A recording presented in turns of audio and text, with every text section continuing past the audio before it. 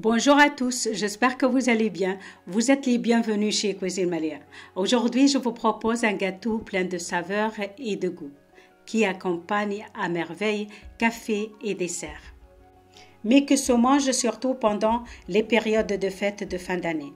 Une recette toute simple à faire à la maison. Je vous laisse suivre ma recette en vidéo. Si vous aimez, n'hésitez pas à vous abonner, à partager la vidéo avec vos amis et la famille. Si vous voulez me contacter sur Instagram, Facebook, c'est Cuisine Malia وvous êtes les bienvenus. مرحبا بكم الناس الكل في كوجينة مالية. اليوم اصحابي وحبايبي باش نقدم لكم وصفة فرنسية، هي كيكة البهارات. الكيكة هذه مزيانة برشا وبنينة على الاخر وصحية خاصة، ويحضروها الفرنسيين في فصل الشتاء. نمشيو نشوفوا المقادير وطريقة التحضير. انا اليوم باش نحضر لكم الوصفه كيما هي ومانيش باش نغير فيها حتى شيء. خذيت إطرة حليب، حطيت فيها القرفه وحطيت فيها الباديان اللي هي النجمه، وحطيت فيها عود قرنفل، وباش نحطهم على النار يسخنوا على رواحهم. بالنسبه للبهارات المرحيه اللي باش نحطوها في الوصفه، عندنا سكين جبير، باش نزيدوا نحطوا قرفه مرحيه، وباش نحطوا تابل، وباش نحطوا رشه فلفل اكحل، وعندنا البيكربونات، وعندنا رشه ملح، وعندنا خميره الحلويات. بالنسبه للزبده عندنا 500 غرام كيما تراو ذوبتها وخليتها على شيره، وعندنا لي فروي كونفي. العسل عندنا 500 غرام، ونجموا نحطوا اكثر ونجموا نحطوا اقل كيما تحبوا انتم وتشتهوا.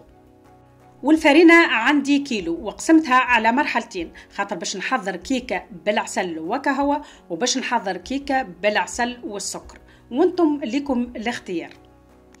بعد 30 دقيقة الحليب احضر، هاك البهارات تفاعلت كيما يلزم مع الحليب. توا باش نصفي هاك العود قرنفل والباديان والقرفة، نخرجهم ونخلط الزبدة والعسل والحليب مع بعضهم كيما يلزم، ومن بعد نبدأ نصب فك الخليط هذاك على الفرينة متاعي.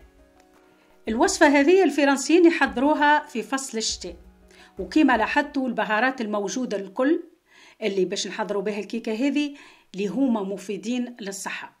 الفرنسيين يحضروا الوصفة هذه في الأعياد والمناسبات الكبيرة متاعهم.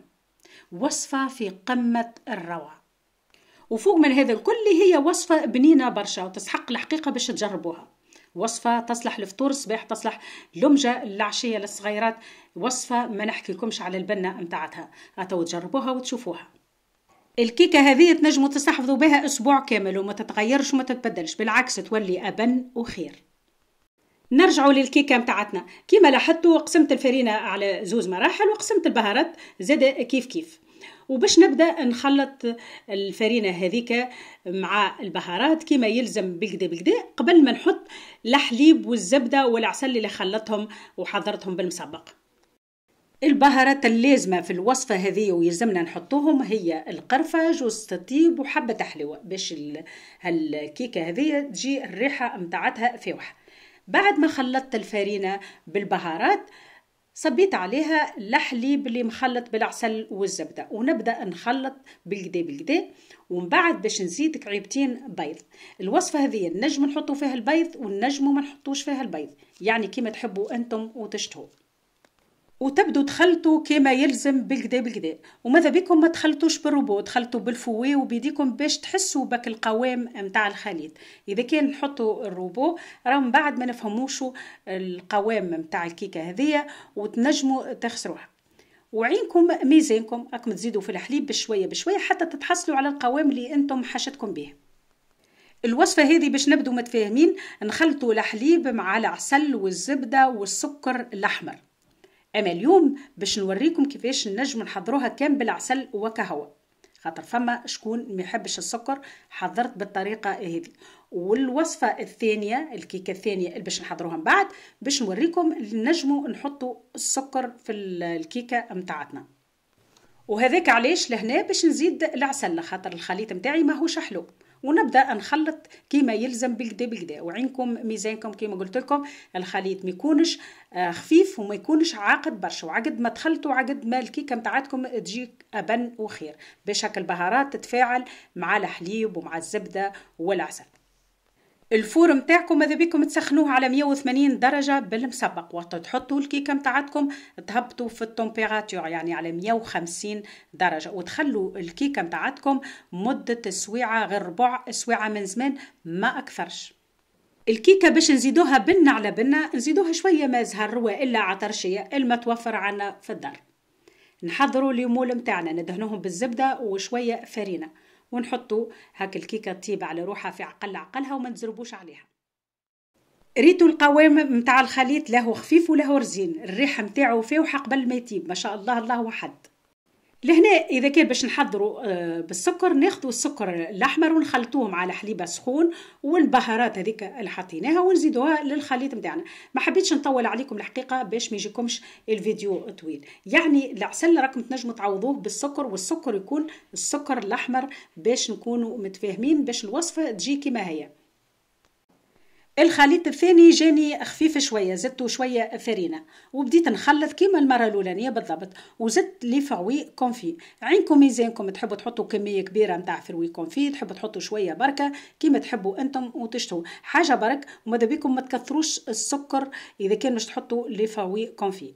بعد سويعه غير ربع الكيكه حضرت ما شاء الله الله وحد، ريحتها فاوحه في الدار ما نحكي لكمش. إذا كنت تحبوا تدهنوها بالعسل وإلا بالكونفيتير وتحطوا عليها أي نوعية متاع مكسرات راكم تنجموا تحطوا عليها سكر جلاس، تنجموا تخلوها كيما هي. الكيكة هذه أنا نحبها كيما هي الحقيقة وما نزيد عليها حتى شيء، ونخبيها أسبوع كامل وكل يوم نجبد منها دي ترانش لفطور الصباح خاصة. والحقيقة كيكة باش نخليها كيما هي، وكيكة باش نحط عليها مربى المشماش ونزيد عليها الفستق من فوق. كيكة ترد الروح. وتوا تراو من نومة غدوة وقت اللي الكيكة باتت كيفاش صبحت، يعني الطاوة على القصان ومزيانة برشا وتحفونة، والريحة متاعتها تفوح ما نحكيكمش على الطاولة بصفة غريبة. شوفوا لهنا الزين والعين متاع الكيكة هذه، يعني كيكة تسحق الحقيقة باش تجربوها. فوق من هذا الكل هي كيكة صحية، خاصة إذا كان باش تقدموها للصغيرات متاعكم في فطور الصباح.